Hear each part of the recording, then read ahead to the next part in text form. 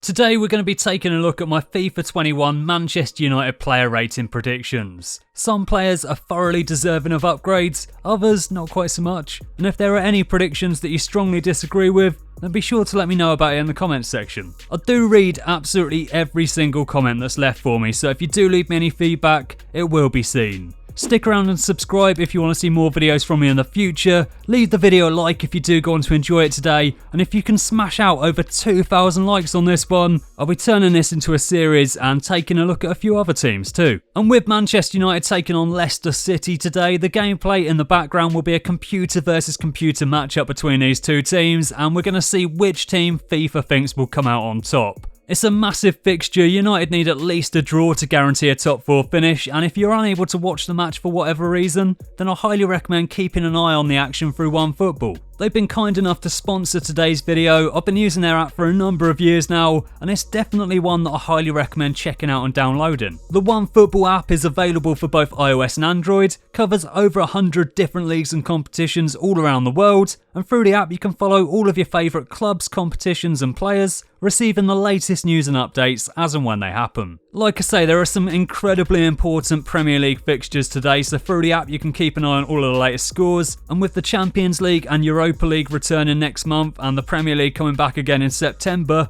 there's plenty of important action to keep up to date with in the next few months and beyond, and the OneFootball app is a genuinely great place to do so. So if you haven't already got it installed on your phone, then I really do recommend it. You'll be helping out the channel, you'll get yourselves an awesome football app, and the great news is that it's completely free to download, so if you don't already have it, then there's no real reason not to at least try it out. There'll be a link to the app in the description down below, and I highly recommend checking it out and giving the app a go. So huge thanks to OneFootball once again for sponsoring today's video. Let's get right into it though, and let's take a look at my FIFA 21 Manchester United player rating predictions. Starting out with the goalkeeping position then, and this one genuinely hurts. Back in FIFA 19, De Gea was 91 rated, in FIFA 20 he dropped down to an 89, and based on his form in the last 12 months or so, another downgrade will no doubt be coming. I've put him at an 87 rating here, but quite honestly he could be dropped even lower than that to an 86. De Gea just hasn't really looked the same since the World Cup 2 years ago. He had an extremely poor tournament for Spain, and his confidence sadly just doesn't seem to have recovered since. Occasionally he still pulls off some incredible saves and he shows some signs of the player that he used to be. Far too often for my liking though, he makes horrendous mistakes and costs Manchester United dearly. Despite De Gea's poor form though, Sergio Romero hasn't really been called upon and has been limited purely to appearances in the Cup. He was 80 rated last year, and he's probably going to be 80 rated again this year. Now though, Romero may not have been given too many chances this season, but with Dean Henderson returning on loan from Sheffield United in the summer, maybe he'll be challenging David De Gea for that number 1 jersey next season. He's conceded less goals in the Premier League than David De Gea this season. He's made more saves, kept more clean sheets, and he's also made less errors leading to goals. Sheffield United can definitely be very proud of the way that they've performed in the Premier League this season. Henderson's been a top performer for them, and he'll no doubt receive a very healthy upgrade heading into FIFA 21. Moving to the left back position now then, and Luke Shaw has been pretty solid this season. Has he done enough to warrant an upgrade though? I'm not so sure, and for that reason, personally I see him sticking at an 81 rating. Brandon Williams meanwhile has been rising through the ranks, and some see him as the club's long-term future left back. After being 66 rated at the start of FIFA 20, for FIFA 21, I think we'll see him somewhere around a 73 rating. I don't think EA are going to upgrade into a gold just yet, but if he does continue to keep establishing himself in the professional game, it's probably only a matter of time. And Harry Maguire is another player that I believe will receive an upgrade too. He's been criticised at times this season, and the £80 million fee that the club paid for him was absolutely ridiculous. He has improved the Manchester United defence though, he's been fairly solid, and for FIFA 21, I believe he'll receive a slight upgrade, moving him up to an 83 rating. Eric Bailly, however, has missed most of the season through injury, and because there's not too much to really judge him on, he'll more than likely remain at an 80 rating. I also don't personally see Lindelof's rating changing either. He's got mistakes in his game, and I definitely feel that the club strongly needs another centre-back to go alongside Harry Maguire, but I do believe that Lindelof will stay put at that 81 rating. He's not the perfect centre-back, but that rating is probably fair. Phil Jones, on the other hand, absolutely won't hold his rating. Sir Alex Ferguson once tipped Phil Jones to become the greatest player in Manchester United's history. It hasn't quite worked out that way though, and I wouldn't be at all surprised to see him at a 74 or even a 73 rating in FIFA 21. And at right back then we got Aaron Wan-Bissaka, a player that I feel was massively underrated in FIFA 20. After a great season with Crystal Palace, he joined United last summer, has followed it up with another very impressive season, and for FIFA 21, I believe that he'll receive an 83 rating. I really have enjoyed watching Wan-Bissaka in a United shirt this season, and as he's still only 22 years old, there should be plenty more to come from him in the future. Dalot, meanwhile, has been a reasonable backup when called upon, and I feel that he'll remain 75 rated. He's not been given too many opportunities this season, and I don't really see him ousting Wan-Bissaka anytime soon, but he is only 21 years old, and who knows, he might have a good future ahead of him too. Now though, last season Nemanja Matic's form seemed to have fallen off, and it looked like it might have been time to find a replacement for him. His contract was due to expire next summer. He's been impressive this season though, especially since the arrival of Bruno, and he was recently handed a contract extension which will see him remain at the club until 2023. Matic was 81 rated in FIFA 20, but for FIFA 21 I can see him being handed a slight upgrade, boosting his rating up to an 82. And Fred's another player that I believe will receive a slight upgrade, taking him from a 79 rating to an 80. And McTominay is another player that definitely deserves an upgrade. Nothing too major, but moving him up from a 77 to a 79 would definitely be a decent move that would more reflect his abilities. Whilst Pereira I can see moving down from a 77 to a 75.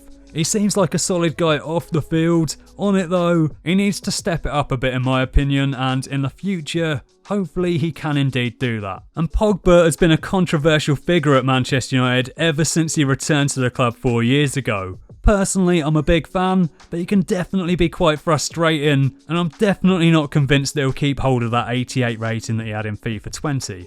A slight drop to an 87 rating seems likely, and this I feel would bring his rating in line with Bruno's. Bruno arrived at Manchester United from Sporting in the January transfer window, and he's so far been an absolute revelation. It's no coincidence that the club's form improved massively after his arrival. He's been a real breath of fresh air at Old Trafford, and in my opinion, an upgrade to an 87 rating would be thoroughly well deserved. Jesse Lingard, however, will definitely receive a downgrade for FIFA 21. He's opened up recently about issues he's had in his private life that have impacted his on-field performances, and I genuinely really do feel sorry for him. He says that he's in a better place now though, both mentally and physically, so that's great to hear, and hopefully he can get himself back in the first team and start proving himself again. For now though, his rating will definitely be lower than it was in FIFA 20. And the same goes for Juan Mata. He's not getting any younger, and at this point it's difficult to say what he really contributes to the team.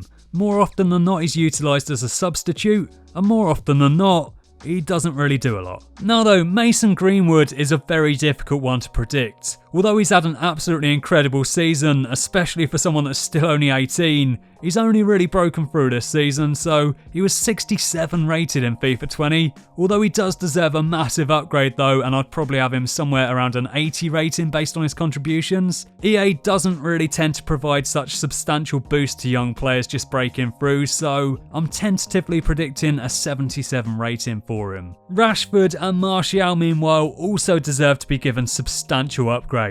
Last year they were both 83 rated, and this year I reckon that they're both going to be 85 rated. And due to where they've been starting this season, they'll also switch positions in game, with Rashford moving out to the left and Martial switching to the striker position. Martial and Rashford have both scored over 20 goals this season. Martial's been looking like he's really been enjoying his football again, which has been great to see, and Rashford also looks stronger than ever. It's been so good to see them both in such fantastic form, and along with the emergence of Mason Greenwood, this really has been quite an exciting season to be a Manchester United fan. Next season could be even more exciting though, and if Jadon Sancho also joins the club, I'll be very interested to see exactly what this Manchester United team can achieve in the next few seasons. Next season, third will probably be the absolute ceiling, as Manchester City and Liverpool both have much better squads, but this is a young and constantly improving team, and the acquisition of Sancho would be an absolutely massive signal of intent for the future. Igalo, meanwhile, will be staying in England at least until the end of January, and I genuinely really do like him as a rotation option. The signing of the 31-year-old was slightly frowned upon when he first arrived at the club in late January. More depth was definitely required up top though, and as a short-term option, it makes a lot of sense. And Daniel James is also a very solid player to bring on against towering legs. He's got a bit of pace about him.